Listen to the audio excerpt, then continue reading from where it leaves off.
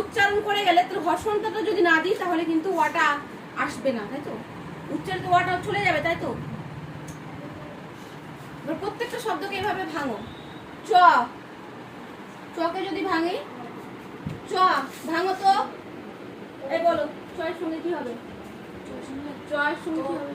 হ্যাঁ, সরি ও না রে, সরি ও, তাহলে ও, চয় হর্ষন্ত যোগ অ। এবার লিখো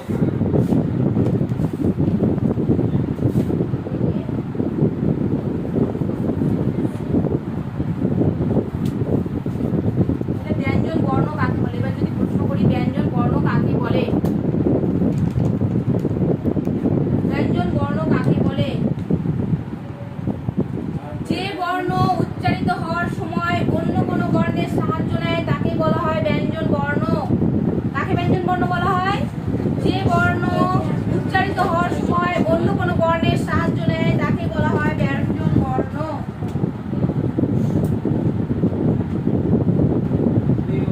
এই লিখবে কিন্তু, যে বর্ণ